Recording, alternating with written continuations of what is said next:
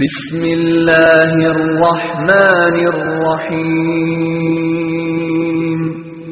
ألم نشرح لك صدرك ووضعنا عنك وزرك الذي أنقض ظهرك ورفعنا لك ذكرك فإن مع العسر يسرا إن مع العسر يسرا فإذا فرغت فانصب وإلى ربك فارغب. الحمد لله رب العالمين نحمده ونستعينه ونستغفره ونعوذ بالله من شرور أنفسنا وسيئات أعمالنا من يهده الله فلا مضل له ومن يضلل فلا هادي له واشهد ان لا اله الا الله وحده لا شريك له واشهد ان محمدا عبده ورسوله يا ايها الذين امنوا اتقوا الله حق تقاته ولا تموتن الا وانتم مسلمون يا أيها الناس اتقوا ربكم الذي خلقكم من نفس واحدة وخلق منها زوجها وبث منهما رجالا كثيرا ونساء واتقوا الله الذي تساءلون به والأرحام إن الله كان عليكم رقيبا يا أيها الذين آمنوا اتقوا الله وقولوا قولا سديدا يصلح لكم أعمالكم ويغفر لكم ذنوبكم ومن يطع الله ورسوله فقد فاز فوزا عظيما فإن خير الحديث كتاب الله وخير الهدي هدي محمد صلى الله عليه وسلم وشر الأمور محدثاتها وكل محدثة بدعة وكل بدعة ضلالة وكل ضلالة في النار. வார்த்தைகளில் சிறந்தது அல்லாஹ்வுடைய வார்த்தை என்றும் வழிகாட்டுதலில் சிறந்தது நபிகள் நாயகம் ஸல்லல்லாஹு அலைஹி வஸல்லம் அவர்களுடைய வழிகாட்டுதல் என்றும் காரியங்களில் மிக மிக கெட்டது மார்க்கங்களில் பித்அத்துகளை உண்டாக்குவது. ஒவ்வொரு பித்அத்தான காரியங்களும் வழிகேடுகள் அனைத்தும் உங்களை நரகில் கொண்டு போய் சேர்க்கும் என்று நபிகள் நாயகம் ஸல்லல்லாஹு அலைஹி வஸல்லம் அவர்கள் தங்களுடைய ஒவ்வொரு சொற்பொழிவின் துவக்கத்திலும் இந்த மனித சமூகத்திற்கு நினைவுறுத்தியதை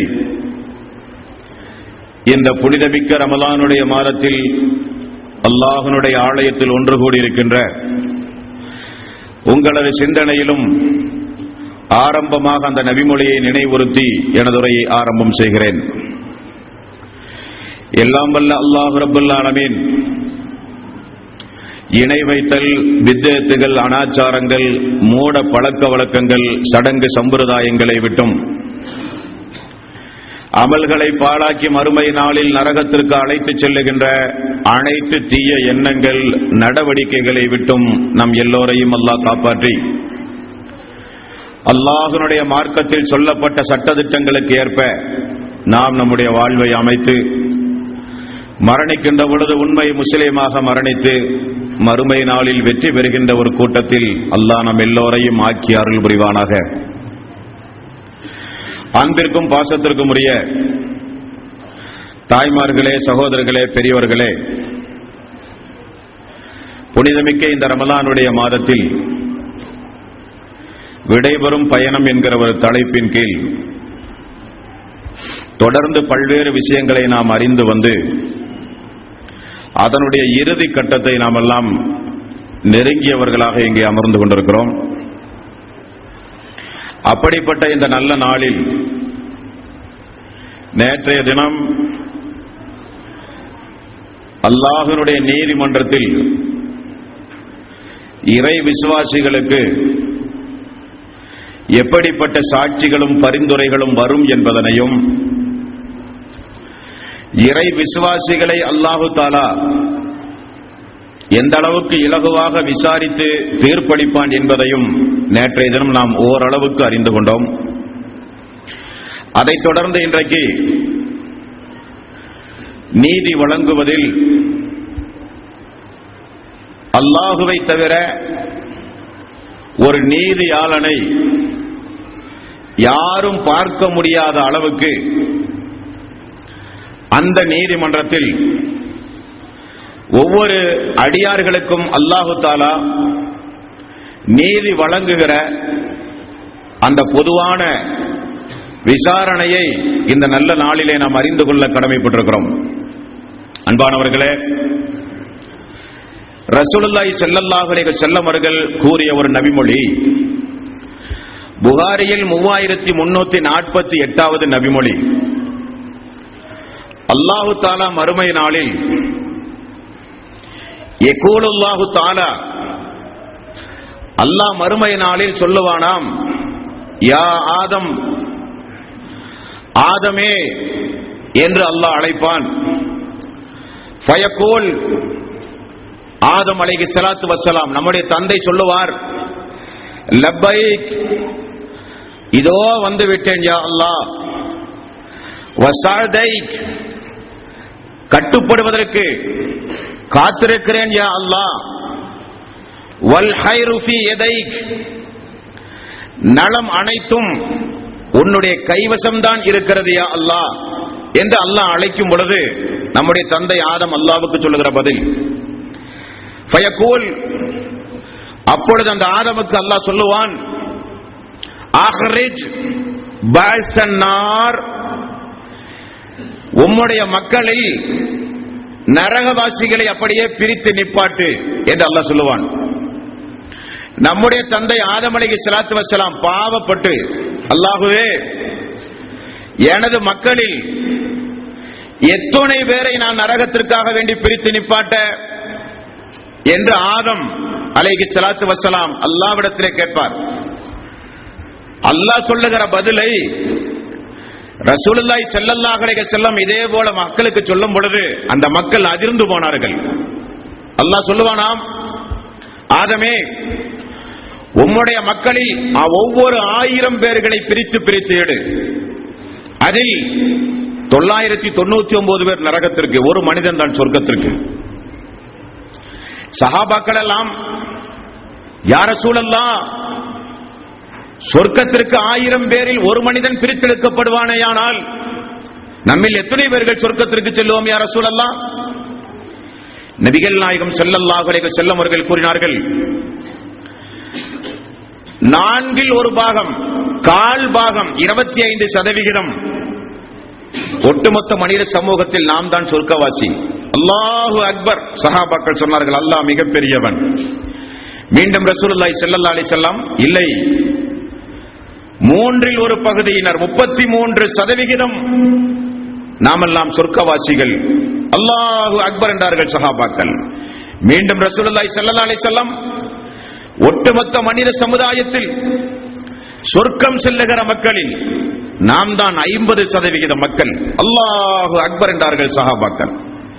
சொல்லிவிட்டு அல்லாஹ்வுடைய ரசூல் சொன்னார்கள், ஒட்டுமொத்த மனித சமுதாயத்தில் என்னுடைய சமுதாயம் நாம் மறுமை நாளில் எவ்வளவு எண்ணிக்கையில் இருப்போம் என்பதை புரிந்து கொள்ள வேண்டுமானால், ஒரு கருப்பு மாட்டினுடைய உடம்பில் இருக்கின்ற வெள்ளை ரோமங்களைப் போலதான் ஒட்டுமொத்த மனித சமுதாயத்திலும் நாம், அல்லது வெள்ளை மாட்டினுடைய கடுப்பு ரோமம் அல்லது கருப்பு மாட்டினுடைய வெள்ளை ரோமம், அதுதான் ஒட்டுமொத்த மனித சமுதாயத்திலும் நம்முடைய மனித சமுதாயம். அதிலும் 50% சொர்க்கம் செல்லுவார்கள் என்று நபிகள் நாயகம் ஸல்லல்லாஹு அலைஹி வஸல்லம் அவர்கள் கூறினார்கள். அன்பர்களே, அல்லாஹ்வுடைய முதல் அறிவிப்பு நம்முடைய வாப்பாவை குறித்து, ஆதமை குறித்து, மக்களை எல்லாம் நரகத்திற்குரிய மக்களை எல்லாம் தனியாக நிப்பாட்டு என்று அல்லாஹு தஆலா சொல்லுகிற அறிவிப்பு.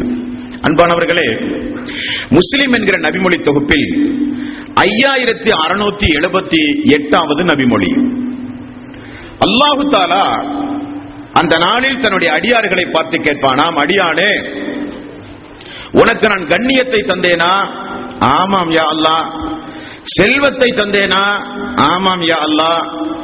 நல்ல துணைகளை மக்களை தந்தேனா? ஆமாம் யா அல்லாஹ்.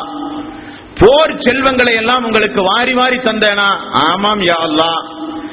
நல்ல மக்களை அதிகாரம் செய்கிற தலைமைத்துவத்தை எல்லாம் உங்களுக்கு நான் தந்தேனே? ஆமாம் யா அல்லாஹ். சரி, இந்த நாளில் என்னை சந்திப்பதை குறித்து நீ என்ன நினைத்திருந்தாய்? அப்படி ஒரு எண்ணமே எனக்கு இல்லையா அல்லாஹ். அப்படியானால் என்னை மறந்ததை போல இந்த நாளில் நானும் உன்னை மறந்து விடுவேன் என்று அல்லாஹ் சொல்லுகிற சம்பவம், அல்லாஹ் சொல்லுகின்ற சம்பவம். உலகத்தில் வாடும் பொழுது அல்லாஹுவையும் அந்த நாளையும் மறந்த மக்களை பார்த்து அல்லாஹ் சொல்லுகிற வசனங்கள் இந்த வசனங்கள் எல்லாம்.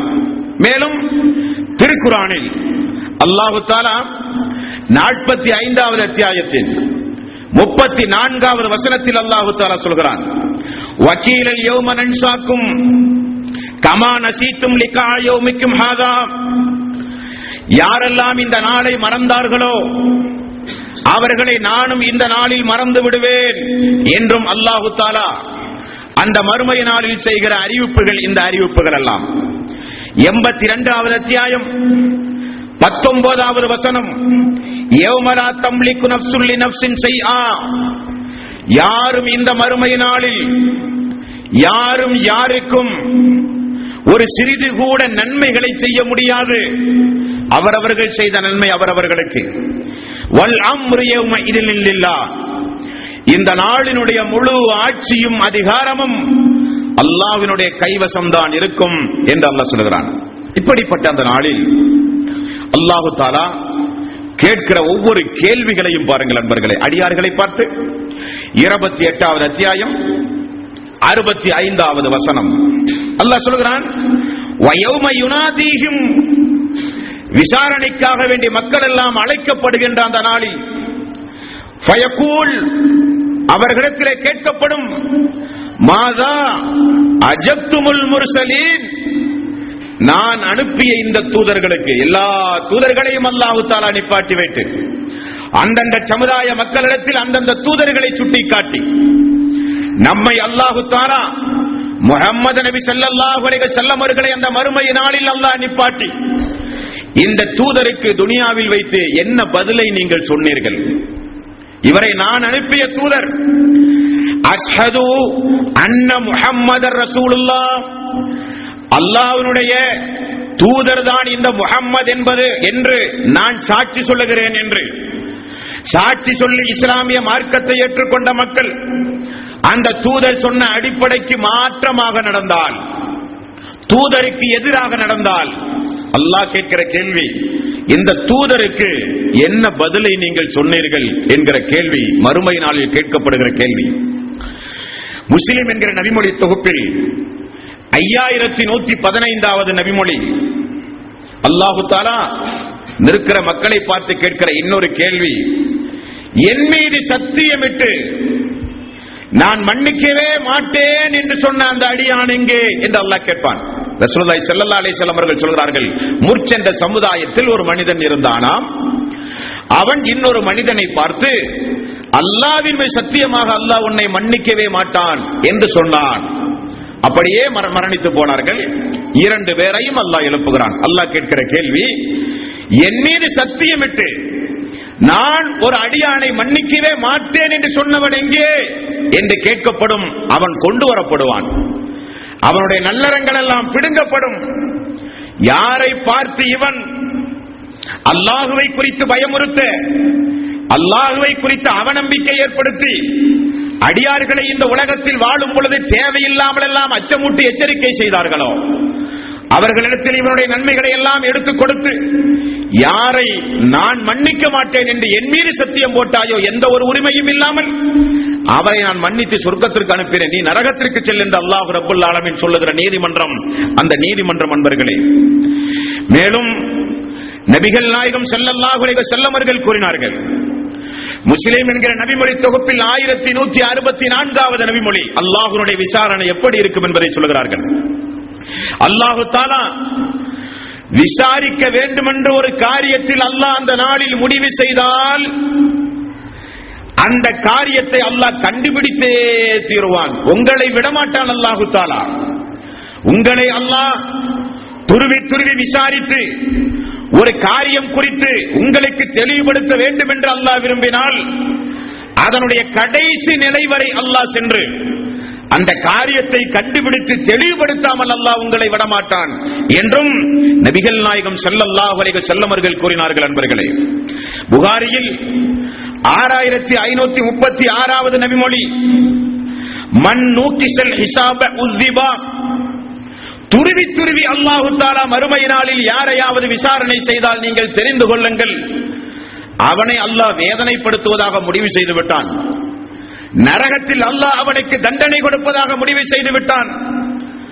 ஆகவேதான் இப்ராஹிம் அலைஹிஸ்ஸலாத்து வஸ்ஸலாம் அல்லாஹ்விடத்திலே செய்த பல பிரார்த்தனைகளில் ஒரு பிரார்த்தனை, விசாரிக்கின்ற அந்த நீதிமன்றத்தில் அல்லாஹ்வே என்னையும் என்னுடைய பெற்றோர்களையும் இறை விசுவாசிகளையும் விசாரணை செய்கின்ற அந்த நீதிமன்றத்தில் கேவலப்படுத்தாதே அல்லாஹ்.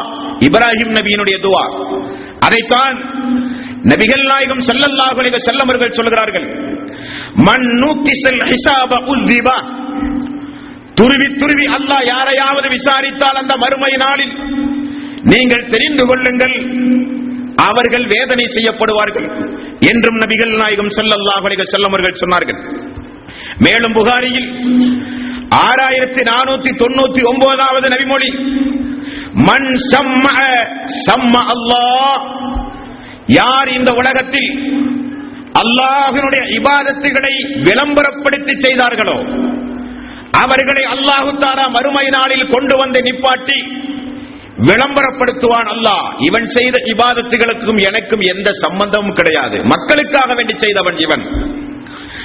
வமன் யுராஇ யுராஇல்லாஹு பிஹி, யார் ஒருவர் முகஸ்துதிக்காக வேண்டி இபாதத்துகள் செய்தார்களோ அவர்கள் மறுமை நாளிலே கொண்டு வரப்படுவார்கள், அவர்களை அல்லாஹ் தஆலா அம்பலப்படுத்துவான். இவர்கள் முனாஃபிக்குகள், என்னுடைய இபாதத்தில் கலப்படம் செய்தவர்கள், சொர்க்கம் செல்ல வேண்டிய முக்கியமான இபாதத்துகளை விளம்பரம் தேடியவர்கள்.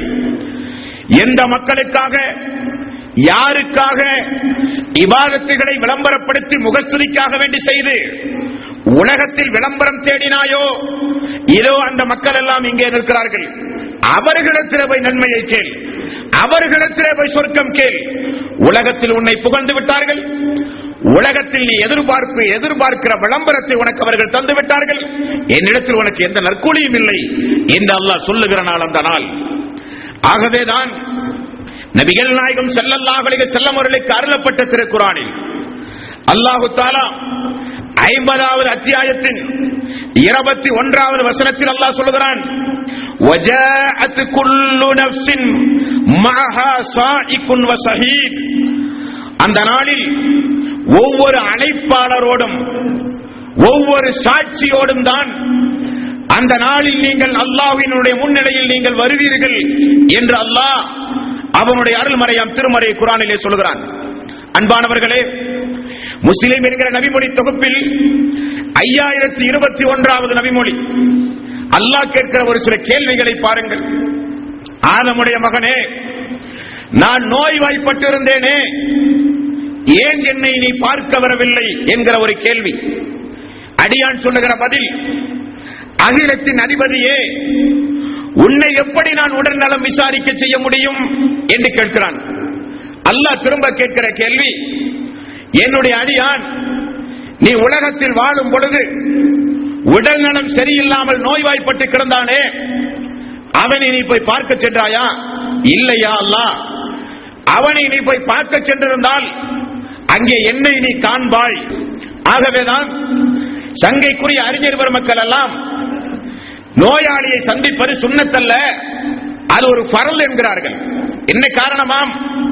எந்த காரியத்தை குறித்து அல்லாஹ் தஆலா மறுமை நாளில் விசாரணைக்கு எடுக்கின்றானோ அவைகள் எல்லாம் சுன்னத்தல்ல, அது ஃபர்ல். ஆகவே நீங்கள் நோயாளிகளை சந்திக்க செல்லுங்கள், காரணம் அது குறித்து நீங்கள் விசாரிக்கப்படுவீர்கள் என்றார்கள் ரசூலுல்லாஹி ஸல்லல்லாஹு அலைஹி வஸல்லம். ஆதமுடைய மகனே என்பான். இன்னொரு மனிதனிடத்தில் அல்லாஹ் கேட்கிற கேள்வி, நான் உன்னிடத்தில் உணவு கேட்டு வந்தேனே, எனக்கு நீ உணவு தந்தாயா என்கிற கேள்வி. அகிலத்தின் அதிபதியாகிய நீ எப்பொழுது எங்களிடத்திலே வந்தாய்?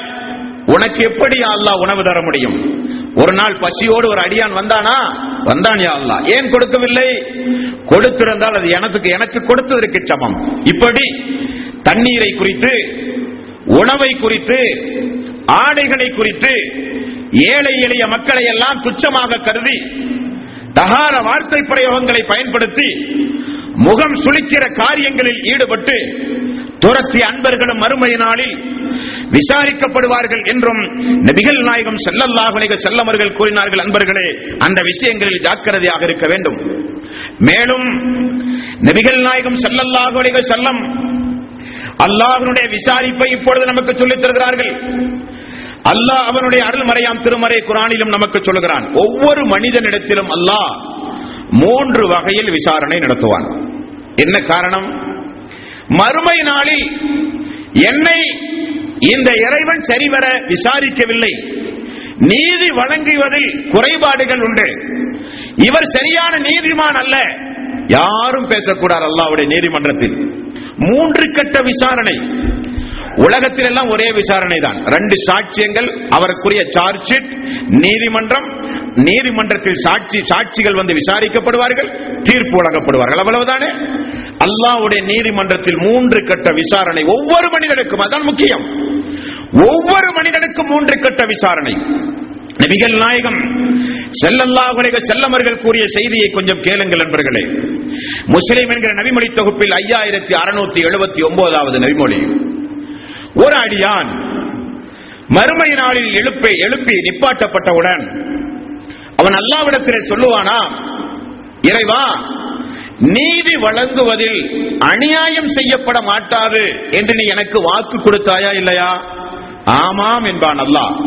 அப்படியானால் இந்த நாளில் எனக்குரிய சாட்சி என்னிடமிருந்து தான் இருக்க வேண்டுமே தவிர வேறு யாரையும் கொண்டு வந்து நீ சாட்சியாக நிறுத்தக்கூடாது என்று அந்த அடியான் சொல்லுவான். வார்த்தையை கவனியுங்கள். யாரும் எனக்காக வேண்டி சாட்சி சொல்லக்கூடாது. அல்லாஹ் இவன் அநியாயம் செய்தான், இவன் அக்கிரமம் செய்தான், இவன் அதை செய்தான், இவன் செய்தான், யாரும் வரக்கூடாது. நான் தான் எனக்கு சாட்சியாக இருக்க வேண்டும்.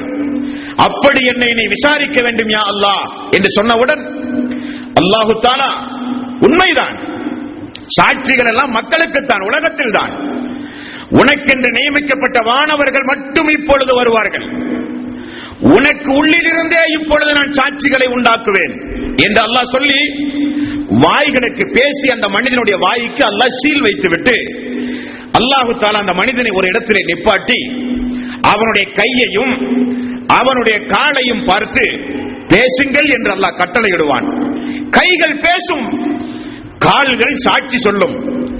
அல்லாஹு தஆலா வாயில் உள்ள அந்த சீலை அகற்றி அவனுடைய கையோடு அவனுடைய காலோடு இப்பொழுது நீங்கள் பேசுங்கள் என்பான். அந்த அடியான் கையை பார்த்து பேசுகிறான், அந்த அடியான் அவனுடைய காலை பார்த்து பேசுகிறான். உனக்காக வேண்டி அல்லவா வாதாடினேன், நாசமாக போ, எனக்கு எதிராக சாட்சி சொல்லிவிட்டாயே என்று கையிடத்தில் அந்த அடியான் பேசுகிறான். அந்த கையும் காலும் அந்த அடியானை பார்த்து பேசுகிறது. அல்லாஹு தஆலா எந்த நாவை பேச வைத்தானோ அவன்தான் இப்பொழுது எங்களையும் பேச வைத்தான் என்று சொல்லுகிற ஒரு அபரிவிதமான ஒரு சம்பவம்.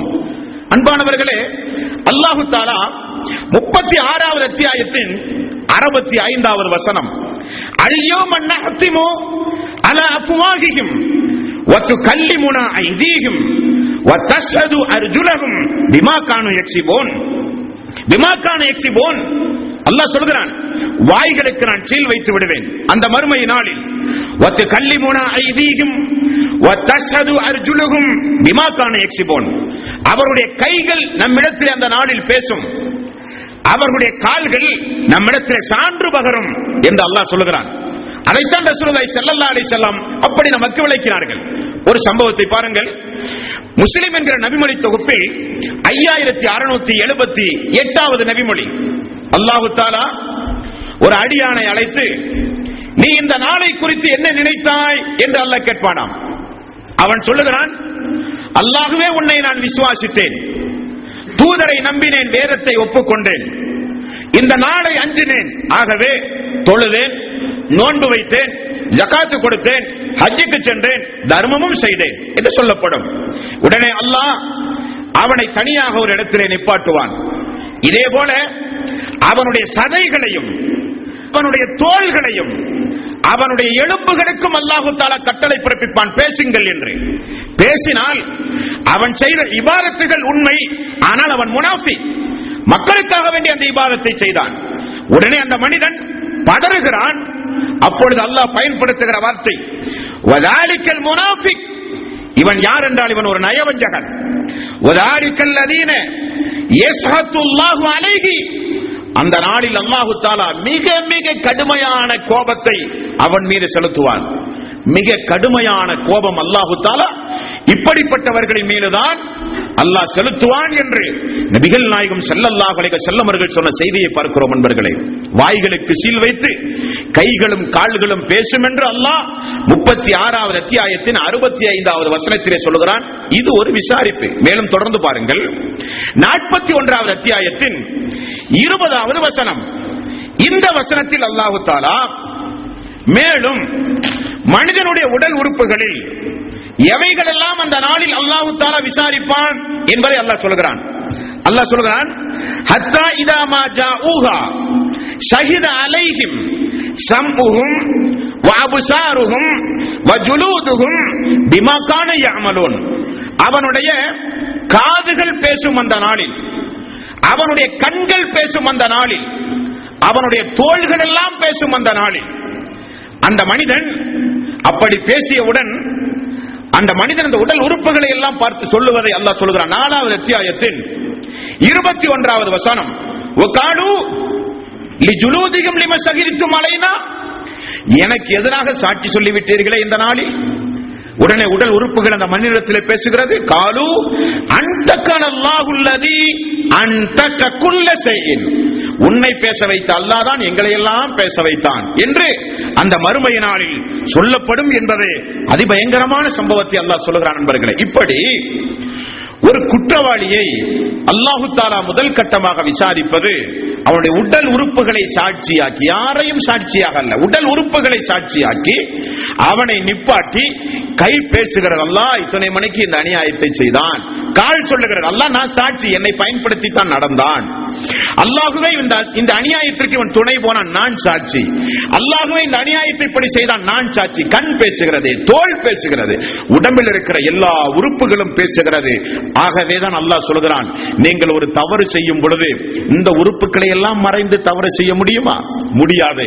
அவைகள் முதற்கொண்டு மறுமையில் உங்களுக்கு எதிராக சாட்சி சொல்லும் என்று அல்லாஹ் சொல்லுகின்ற அந்த நாள் மறுமை நாள். இரண்டாவது ஒரு விசாரணை. இது உலகத்தில் எல்லோரும் ஏற்றுக்கொள்கிற நியாயம், இதுதான் சத்தியம், இதுதான் நீதி என்று எல்லோரும் ஏற்றுக்கொள்கிற ஒரு விசாரணை. அது என்ன விசாரணை? எடை போட்டு நன்மை அதிகமானால் சொர்க்கம், தீமை அதிகமானால் தண்டனை. எடை போடுதல், தராசை நிறுவி அந்த தராசில் அளந்து அளந்து கொடுக்கப்படுகிற ஒரு சிஸ்டமேட்டிக்காக அல்லாஹ் ரப்பல் ஆலமீன் மறுமை நாளில் ஒவ்வொரு மனிதனையும் விசாரிக்கிறான். அல்லாஹ் சொல்கிறான் 21வது அத்தியாயத்தின் 47வது வசனம். வனலவுல் மவாசீனுல் கிஸ்தா லியௌமில் கியாமத்தி ஃபலா துல்லமு நஃப்சுன் ஷைஆ. அந்த நாளில் நான் ஒரு நீதியான ஒரு தராசை நான் கொண்டு வருவேன், அது யாருக்கும் அநியாயம் செய்யாது. வயின் கான மிஸ்கால ஹப்பத்தின் மின் ஹர்தலின் அதைனா பிஹா. கடுகனுடைய வித்து இருக்கிறதே, அந்த அளவுக்கு நீங்கள் ஒரு செயலை செய்திருந்தாலும் அதையும் நான் கொண்டு வருவேன். வகஃபா பினா ஹாசிபீன். கணக்கெடுப்பதில் நானே கணக்கச்சிதமானவன் என்றும் அல்லாஹு தஆலா அவனுடைய அருள்மறையாம் திருமறை குர்ஆனில் ஒரு தராசை நான் நிறுவுவேன் என்று அல்லாஹ் சொல்கிறான். ஒவ்வொரு அடியானையும் அந்த தராசுக்கு அருகிலே தான் கொண்டு வந்து அல்லாஹ் நிப்பாட்டுவான். நிப்பாட்டி நன்மையும் எடுத்து போடு என்பான், நன்மையும் எடுத்து போடப்படும். தீமையும் எடுத்து போடு என்பான், தீமையும் எடுத்து போடப்படும். நன்மை தட்டு அதிகரிப்பதையும் பார்க்கிறான், தீமை தட்டு அதிகரிப்பதையும் பார்க்கிறான். தீமை எவ்வளவு என்பதையும் பார்க்கிறான், நன்மை எவ்வளவு என்பதையும் பார்க்கிறான். யாராவது மறுத்து பேச முடியுமா மறுமை நாளில்? இது எனக்குரிய நன்மை அல்ல என்று சொல்ல முடியுமா? இது நான் செய்த தீமை அல்ல என்று சொல்ல முடியுமா? கையும் காலும் உடல் உறுப்புகள் எல்லாம் அவனுக்கு அந்த மறுமை நாளில் சாட்சியாக இருக்கும் பொழுது எப்படி அவனால் சொல்ல முடியும்? மேலும் அல்லாஹ் 7வது அத்தியாயத்தின் 8வது வசனத்தில் அல்லாஹ் தஆலா சொல்கிறான், வல் வஸ்னு யௌமைதினில் ஹக். அந்த நாளில் உங்களுடைய அமல்களை எல்லாம், செயல்பாடுகளை எல்லாம் மதிப்பீடு செய்வது நிச்சயம்தான், மதிப்பீடுகள் இல்லாமல் இருக்காது என்றும் அல்லாஹ் சொல்கிறான். 7வது அத்தியாயத்தின் 9வது வசனம், وَمَنْ خَفَّتْ مَوَازِينُهُ فَأُولَٰئِكَ الَّذِينَ خَسِرُوا أَنفُسَهُم بِمَا كَانُوا بِآيَاتِنَا يَظْلِمُونَ. அந்த மறுமை நாளில் நன்மை தட்டு அதிகரிக்காமல் தீமை தட்டு யாருக்காவது அதிகரித்தால் அது அவனுக்கு அவன் ஏற்படுத்திக் கொண்ட நஷ்டம் தானே தவிர, வசனங்களை நிராகரித்து அல்லாஹ் சொன்ன அடிப்படைக்கு மாற்றமாக நடந்த காரணத்தினால் அவனுக்கு ஏற்பட்ட நஷ்டம் தானே தவிர அது என்னுடைய குற்றம் அல்ல என்றும் அல்லாஹு தஆலா அந்த நாளினுடைய தராசில் எடை போடுகிற அந்த காரியத்தை குறித்து அல்லாஹு தஆலா சொல்கிறான். இந்த தராஸ் நன்மையும் தீமையும் செய்த மக்களுக்கு மட்டும்தான், முஸ்ரிக்கீன்களுக்கு கிடையாது. காரணம், லைன் அஸ்ரக்த லயஹபதன் அமலுக வல தகுனன மினல் ஹாசிரின். அல்லாஹ்வுக்கு யார் இணை வைத்தார்களோ, அப்படி இணை வைத்தால் அவர்களுடைய எல்லா அமல்களையும் நான் அழித்து நாசமாக்கி விடுவேன் என்று அல்லாஹ் எச்சரிக்கிறானே. அந்த மக்கள் எந்த நன்மையும் இருக்காது அவர்களுடைய பதிவேட்டில், ஒரு வெள்ளை தாளை போல அவர்களுடைய தீமைகள் தான் அதிகமாக இருக்கும். ஆகவே அவர்களுக்கு எடை தேவையில்லை என்கிறான் அல்லாஹ். 18வது அத்தியாயம் 105வது வசனம், யார் அல்லாஹ்வுடைய வசனங்களையும் அவனுடைய சந்திப்பையும் நிராகரித்து வாழ்ந்தார்களோ அவர்களுடைய அமல்கள் எல்லாமே நான் அழித்து விடுவேன். மேலும் அவர்களுக்கு அந்த நாளில் நியாயத்தராசு நிறுவப்படாது. காரணம், அவர்களிடத்தில் நன்மை இல்லையே என்று அல்லாஹ் சொல்லுகிற வசனம். அன்பர்களே, இது 2வது கட்ட விசாரணை. 3வது கட்ட விசாரணை என்ன தெரியுமா? ஒவ்வொரு மனிதனுக்கும் அல்லாஹ் தஆலா ஏற்பாடு செய்து வைத்திருக்கின்ற கிராமன் காத்திபீன் என்று அல்லாஹ் வர்ணனை செய்கின்ற மலக்குமார்களால் எழுதப்பட்ட வாழ்க்கை குறிப்பு ஏடு. அந்த ஏடு ஒவ்வொரு மனிதருக்கும் அந்த மறுமை நாளிலே கொண்டு வரும். பார்த்தீர்களா? உடல் உறுப்புகளை எல்லாம் பேச வைத்து ஒரு சாட்சி, நன்மை தீமையை எடை போட்டு ஒரு சாட்சி. அதிலே பாதி மனிதனுடைய உயிர் போய்விடும். எந்த நன்மையும் இல்லையே, எந்த தீமையும் இல்லையே, எந்த தீமைகள் அதிகமாகிவிட்டது. அல்லாஹ் கொடுத்த அவகாசத்தை எல்லாம் தீமை செய்வதற்கு நாம் துனியாவில் வாழ்ந்து பயன்படுத்தினோமே, நன்மை செய்ய அவகாசம் இல்லையே, நன்மை செய்ய அந்த வாய்ப்பை பயன்படுத்தவில்லையே என்று மனிதன் ஏகதேசம் முடிவு செய்திருக்கிற நேரத்தில் அல்லாஹு தஆலா 3வது கட்ட விசாரிப்பையும் அவனுக்கு அல்லாஹ் நிகழ்த்துகிறான். கேளுங்கள் அன்பர்களே. அல்லாஹ் சொல்கிறான் 50வது அத்தியாயத்தின் 18வது வசனம். இந்த வசனத்தில் அல்லாஹ் தஆலா சொல்கிறான், அந்த மறுமை நாளில் இனி ஒரு கட்ட விசாரணை உண்டு. அது என்ன விசாரணை என்றால், இது யத்தலக்கல் முத்தலக்கியானி, இதுல இது யத்தலக்கல் முத்தலக்கியானி அனில் யமீனி வ அனில் ஷிமாலி கயீத். அவனுடைய இடதும் வலதுமாக இருக்கின்ற வானவர்கள் எழுதுகிறார்கள். என்ன எழுதுகிறார்கள்? நீங்கள் பேசுகின்ற ஒவ்வொரு பேச்சையும் அவர்கள் எழுதாமல் விடுவதே கிடையாது. அல்லாஹ் சொல்கிறான். இப்படி ஒரு கண்காணிப்பு, அல்லாஹ்வினுடைய கண்காணிப்பு ஒவ்வொரு மனிதனுக்கும் இந்த உலகத்திலே உண்டு. அல்லாஹ் சொல்கிறான் 82வது அத்தியாயத்தின் 10வது வசனம், 11வது வசனம், வ இன்ன அலைக்கும் லஹாஃபிலீன், நிச்சயமாக உங்களின் மீது பாதுகாவலர்களை நான் நியமித்திருக்கிறேன். கிராமன் காத்திபீன், அவர்கள் யார் என்றால் கண்ணியம் வாய்ந்த எழுத்தாளர்கள். பொய்யை எழுத மாட்டார்கள், மிக மிக கண்ணியம் வாய்ந்தவர்கள் அவர்கள். அவர்களுக்கு நீங்கள் பேசுகிற ஒவ்வொரு பேச்சும் உங்களுடைய பார்வையினுடைய அர்த்தம் முதற்கொண்டு எழுதுகிற வேலை அந்த கண்ணியமான எழுத்தாளர்களுடைய வேலை என்று அல்லாஹ் சொல்கிறான். மேலும் அல்லாஹ் 45வது அத்தியாயத்தின் 28, 29வது வசனம், அந்த மறுமை நாளில் எல்லா மனிதர்களும் விசாரணைக்காக வேண்டி அல்லாஹ்வினுடைய முன்னிலையில் எப்படி நிற்பார்கள் என்பதை அல்லாஹ் சொல்கிறான். அந்த மறுமை நாளில் எப்படி நிற்பார்களாம்? எல்லோரும் நிமிர்ந்து நின்றல்ல, எல்லோரையும் மண்டியிட வைத்து, எல்லோரையும் மண்டியிட வைத்து அல்லாஹ் தஆலா அந்த மறுமை நாளில் நிப்பாட்டுவான். வதரா குல்ல உம்மத்தின் ஜாசிபா, அந்த மறுமை நாளில் எல்லோரையும் மண்டியிட்டவர்களாக அல்லாஹ் தஆலா அமர வைப்பான். குல்லு உம்மத்தின் துதுஆ இலா கிதாபிஹா, அவர்களுடைய கிதாபை அவர்களுக்கு பக்கத்திலே வைக்கப்பட்டிருக்கும் கிதாபை கொண்டு அவர்கள் அழைக்கப்படுவார்கள். அல்யௌம துஸௌன மா குன்தும் தஅமலூன், அவர்கள் செய்ததற்குரிய கூலியை அந்த கிதாபின் மூலம் அவர்கள் பார்ப்பார்கள் அந்த நாளில் என்று அல்லாஹ் தஆலா குறிப்பேடு சம்பந்தமான கிதாபுகள் சம்பந்தமான ஒவ்வொரு மனிதனுடைய வாழ்க்கை குறிப்பேடு சம்பந்தமான விசாரிப்பை அல்லாஹ் தஆலா சொல்கிறான். 50வது அத்தியாயத்தின் 23வது வசனம். இந்த வசனத்தில் வானவர்கள் சொல்லுகிறார்கள், அல்லாஹ்வே அவனுடைய குறிப்பேடு இதோ எங்களிடத்தில் உண்டு, அல்லாஹ்வே அவனுடைய குறிப்பேடு இதோ எங்களிடத்தில் உண்டு என்று வானவர்கள் ஒவ்வொரு மனிதனுடைய குறிப்பேடும் சமர்ப்பிக்கப்படுகிற நாள். 23வது அத்தியாயத்தின் 62வது வசனம், வலா நுகல்லிஃபு நஃப்ஸன் இல்லா உஸ்அஹா, எந்த ஒரு ஆத்மாவும் சக்திக்கு அப்பாற்பட்டு நான் சோதிக்கவே மாட்டேன். வலதைனா கிதாபுன் யன்திகு பில் ஹக், உண்மை பேசுகிற ஒரு கிதாபை நான் வைத்திருக்கிறேன் ஒவ்வொரு மனிதனுக்கும், அது நான் கொண்டு வருவேன் அந்த நாளில். வஹும் லா யுலமூன், யாருக்கும் கொஞ்சம் அதில் அநியாயம் செய்யப்பட மாட்டாது, அநியாயம் இழைக்கப்படவும் மாட்டாது என்றும் அல்லாஹ் அந்த நாளை குறித்து சொல்கிறான். 17வது அத்தியாயத்தின் 13வது வசனம், அந்த கிதாப் இந்த உலகத்தில் மனிதர்களுக்கு அல்லாஹ் தஆலா எங்கு பொருத்தி இருக்கிறான் தெரியுமா? அல்லாஹ் சொல்கிறான், அந்த கிதாப் உங்களுடைய கழுத்தில் நான் பொருத்தி இருக்கிறேன் என்கிறான். ஒரு சிப், உங்களுடைய 70 ஆண்டு கால வாழ்க்கை வரலாறு சின்ன ஒரு சிம் கார்டை அல்லாஹ் தஆலா வைத்திருக்கிறான். அல்லாஹ் சொல்கிறான் 17வது அத்தியாயத்தின் 13வது வசனம், அது எங்கிருந்து அந்த கிதாப் வெளிப்படும் தெரியுமா? உங்களிடமிருந்து. வகுல்ல இன்சானின் அல்ஜம்னாஹு தாயிரஹு ஃபீ உனகிஹி, உங்களுடைய பிடரையிலிருந்து அந்த கிதாப் அந்த நாளில் வெளிப்படும். வன்ஹுரிஜ் லஹு யௌமல் கியாமத்தி கிதாபன் யல்காஹு மன்சூரா, ஒவ்வொரு மனிதனுடைய பிடரையிலிருந்தும் அவனுக்குரிய கிதாபை அந்த நாளில் நான் வெளிப்படுத்துவேன். அது ஒரு திறந்த புத்தகமாக அந்த நாளிலே வெளிவரும், பக்கம் பக்கமாக, ஒரு வினாடி கூட விடாமல். பகலில் செய்தவை, இரவில் செய்தவை, வெளியூரில் போய் செய்தவை, உள்ளூரில் செய்தவை, நடுநிசையில் செய்தவை, மக்களுடைய கண்களை மறைத்து செய்தவை எல்லாம் மிக மிக துல்லியமான கிதாப். அந்த கிதாப் அந்த நாளிலே கொண்டு வரப்படும் என்கிறான் அல்லாஹ்.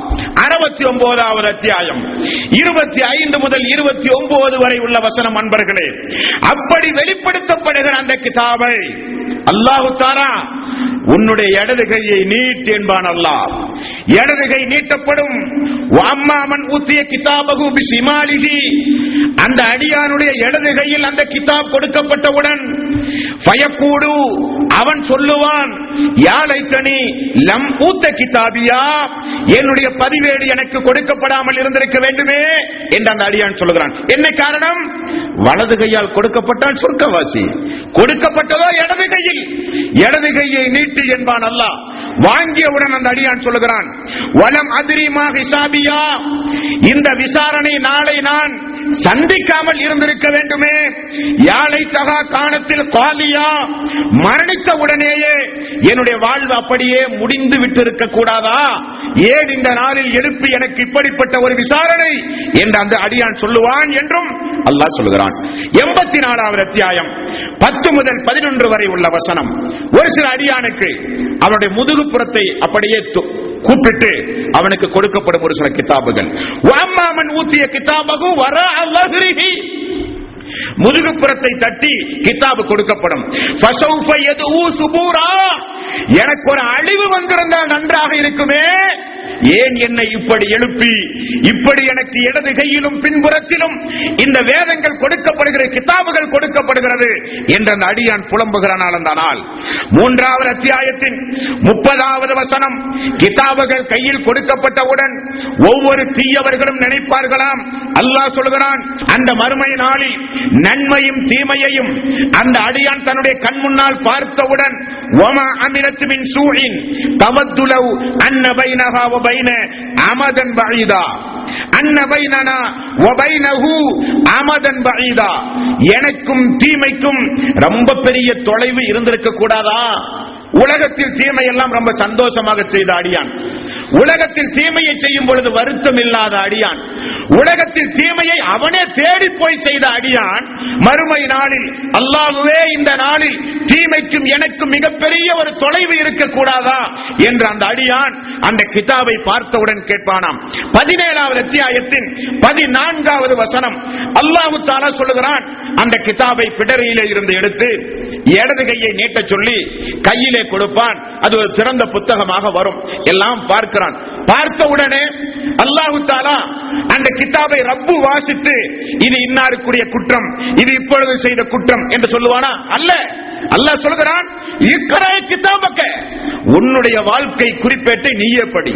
அவரவர்கள் பேசுகிற மொழியில் படிப்பார்கள். அந்த நாளில் நான் இத்துணை மணிக்கு இந்த நாளில் இந்த அநியாயத்தை செய்தேன், இந்த அக்கிரமத்தை செய்தேன், நல்லவர்கள் என்னை அச்சமூட்டி எச்சரிக்கை செய்த பிறகும் நான் இப்படிப்பட்ட அநியாயங்களையும் அக்கிரமங்களையும் துணிச்சலாக செய்தேன் என்கிற அசிங்கத்தை, அருவருக்கத்தக்க தீய காரியத்தை நீயே படி என்று அல்லாஹ் தஆலா சொல்லுவான். அந்த அடியான் படிப்பான். கஃபா பி நஃப்ஸிகல் யௌம அலைக ஹஸீபா, அல்லாஹ்வே நிச்சயமாக அவன் அதை படித்த பிறகு இந்த கணக்கு நீயே படி, உன்னுடைய கிதாபை நீயே படி என்று அல்லாஹ் சொல்லுவான். அந்த கணக்கு அப்படியே மறுமை நாளிலே காட்டப்படும் என்று அல்லாஹ் சொல்கிறான். மேலும் பாருங்கள் நண்பர்களே, 18வது அத்தியாயத்தின் 49வது வசனம் அந்த அடியான் படிக்கிறான்.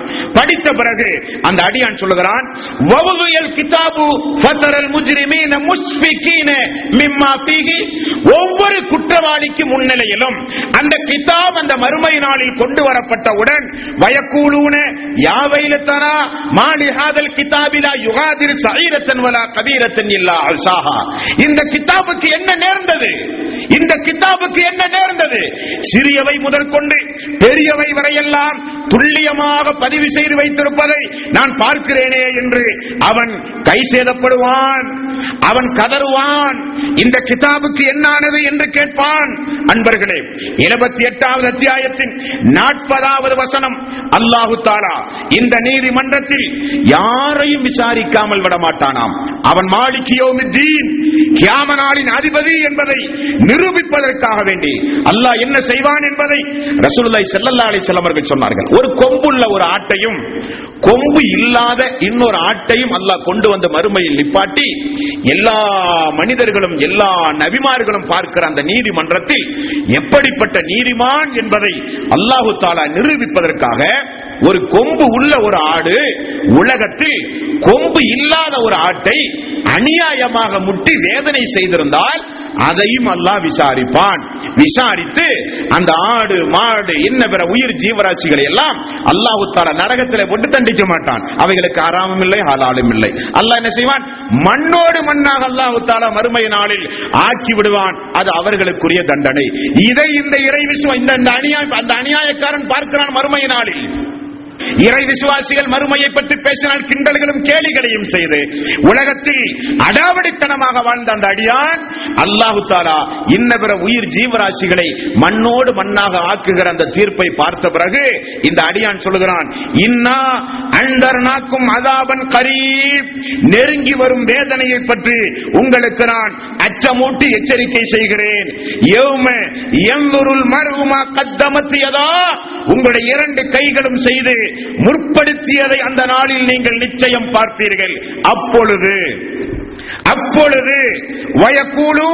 வயக்கூலுல் காஃபிரு யா லைத்தனி குன்து துராபா, அல்லாஹ்வே நாங்களும் இப்படி மண்ணோடு மண்ணாய் போகட்டுமா, எங்களுக்கும் அப்படி ஒரு தீர்ப்பு சொல்லியா அல்லாஹ், எங்களுக்கு ஏன் இந்த நரகம், எங்களுக்கு ஏன் இந்த நரகம், நாங்களும் மண்ணோடு மண்ணாய் போகிற வகையில் எங்களுக்கு ஒரு தீர்ப்பு வழங்கப்பட்டிருக்க கூடாதா என்று மனிதன் கேட்கிற நாள் அந்த நாள், மனிதன் கேட்கிற நாள் அந்த நாள்.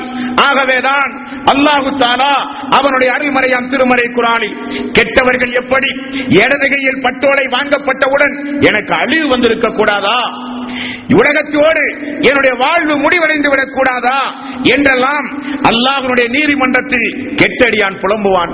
நல்லடியானோ 69வது அத்தியாயத்தின் 19-20வது வசனம், வஅம்மாமன் ஊத்திய கிதாபஹு பியமீனிஹி, வலது கையில் அதே போல ஒரு சாராருக்கு பட்டோலை கொடுக்கப்படும்.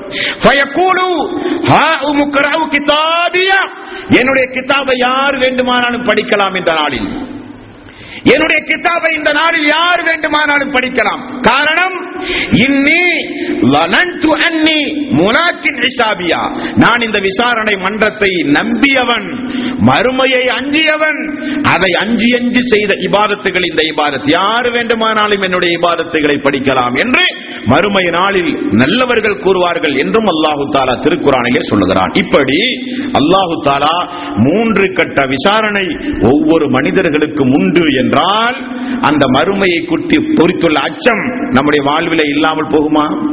அதையும் மீறி ஒரு மனிதனுக்கு மறுமையினுடைய அச்சம் இல்லாவிட்டால் ஹத்தமல்லாஹு அலா குலூபிஹிம் வ அலா சம்மிஹிம் வ அலா அப்சாரிஹிம், அவர்களுடைய உள்ளத்திற்கும் செவிக்கும் பார்வைக்கும் நான் முத்திரையிட்டேன் என்று அல்லாஹ் சொல்கிறானே, அவர்களால் மட்டும்தான் அந்த மறுமையை குறித்து பயப்படாமல் இருக்க முடியுமே தவிர மீதமுள்ள எல்லோரும் பயப்படுகிற நாள் அந்த நாள். அல்லாஹ்வினுடைய விசாரணைக்கு உட்படுத்தப்பட்டால் ரசூலுல்லாஹி ஸல்லல்லாஹு அலைஹி வஸல்லம் அவர்கள் சொன்னார்களா இல்லையா? துருவி துருவி அல்லாஹ் விசாரிப்பான். யாரை? யார் இந்த உலகத்தில் ஒரு இறை விசுவாசியை துருவி துருவி விசாரிப்பதையே தொழிலாக கொண்டு நடந்தானோ அவனை அல்லாஹு தஆலா துருவி துருவி விசாரிப்பான்.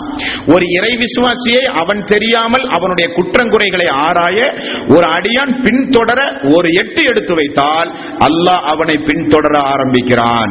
அந்த அடியான் இறுதியில் பூட்டி அறைக்குள் போய் பதுங்கினாலும் அந்த பூட்டை உடைத்து வெளியே கொண்டு வந்து அல்லாஹ் அவனை கேவலப்படுத்துகிற ஒரு நாளும் தேதியும் துனியாவிலே உண்டு என்று அல்லாஹ் சொல்கிறான். ஆகவே தீய பழக்கமுடையவர்கள் ஒரு கணம் கொஞ்சம் யோசிக்க வேண்டும். மலக்குமார்கள் பதிவு செய்கிறார்கள், எந்த கையை கொண்டு, எந்த காலை கொண்டு, எந்த உடல் உறுப்புகளை கொண்டு அந்த தீமைகளை செய்கிறோமோ அது குறித்து மறுமையிலே விசாரிக்கப்படும். ஆகவே தான் ரசூலுல்லாஹி ஸல்லல்லாஹு அலைஹி வஸல்லம் அவர்கள் சொன்னார்கள், நான் சொர்க்கம் நீங்கள் செல்ல நான் பொறுப்பேற்றுக் கொள்கிறேன் என்றார்கள். நான் பொறுப்பு, நீங்கள் சொர்க்கம் செல்ல நீங்கள் எனக்கு 2 காரியம் செய்ய வேண்டும். ஒன்று, உங்களுடைய 2 உதடுகளுக்கு மத்தியில் இருக்கிற நாவை கொஞ்சம் பேணுதலாக நீங்கள் பயன்படுத்தி வாழ்ந்தால் நான் பொறுப்பு, நீங்கள் சொர்க்கம் செல்ல. 2 தொடைகளுக்கு மத்தியில் இருக்கிற மர்ம உறுப்பை கொஞ்சம் பத்திரமாக பாதுகாத்தால், விபச்சாரம் செய்யாமல் நீங்கள் சொர்க்கம் செல்ல நான் பொறுப்பு என்றார்கள். காரணம், நாவுகளும் காதுகளும் கண்களும் உடல் உறுப்புகளும் கைகளும் கால்களும் தோள்கள் முதற்கொண்டு அல்லாஹ்வுடைய நீதிமன்றத்திலே பேசும். நன்மை தீமை எடை போடுகிற தராசு கொண்டு வரப்படும். கிதாப், ஒவ்வொரு மனிதனுடைய குறிப்பேடும் மறுமை நாளிலே கொண்டு வரப்படும். இப்படி ஒவ்வொரு அடியார்களும் அந்த நாளிலே விசாரணை செய்யப்படுவார்கள். ஆகவேதான் அல்லாஹ் அந்த நாளை பயந்து கொள்ளுங்கள், அந்த நாளை பயந்து கொள்ளுங்கள் என்று அல்லாஹு தஆலா இறை விசுவாசிகளுக்கும் உலகத்தில் அவனால் படைக்கப்பட்ட மனித சமுதாயத்திற்கும் அல்லாஹு தஆலா அச்சமூட்டி எச்சரிக்கை செய்கிறான். இனி இப்படிப்பட்ட விசாரணை எல்லாம் அல்லாஹ்வுடைய ஆயத்தின் மூலம் தெரிந்த பிறகு வாழ்க்கையை திருத்திக் கொள்ளாமல் இந்த உலகத்தில் மீண்டும் அநியாயங்களையும் அக்கிரமங்களையும் செய்து ரமலானுடைய மாதத்தில் மட்டும் இபாதத்துகளை செய்து ரமலானுடைய மாதம் முடிந்து மீண்டும் தொழாமல் எல்லா வகையான ஹராமான காரியங்களையும் செய்து ரமலானையும் பாழ்படுத்தி இந்த புனிதத்தன்மையை சீர்குலைத்து இந்த ரமலானுடைய மாதம் வந்த பிறகும் நல்லமல் செய்து தன்னுடைய வாழ்வை திருத்திக் கொள்ள முயற்சி எடுக்காமல் ரமலானுக்கு பிறகும் சொந்த வாழ்வில் அநியாயங்களை அக்கிரமங்களை அதிகம் அதிகம் செய்த மக்கள் மறுமை நாளில் அல்லாஹுவை அழைத்து போடுகிற சப்தம், அவனுடைய 3 கட்ட விசாரிப்பிலும் அவன் தோற்று போன பிறகு மலக்குமார்களை அழைத்து அவன் உதவி கேட்டு போடுகிற கூப்பாடு, அல்லாஹுவை அழைத்து அவன் போடுகிற ஒவ்வொரு சப்தம் திருக்குர்ஆனிலே உண்டு. அந்த அடியார்களுடைய அலறல் சப்தத்தை, அந்த மறுமை நாளினுடைய அமளி துமளிகளை இன்ஷா அல்லாஹ் நாளை தினம் நாம் பார்ப்போம் அன்பர்களே. ஆகவே இந்த உலகத்தில் வாழும் பொழுது நம்மால் இயன்றவரை அல்லாஹுவை அஞ்சி வாழ வேண்டும்.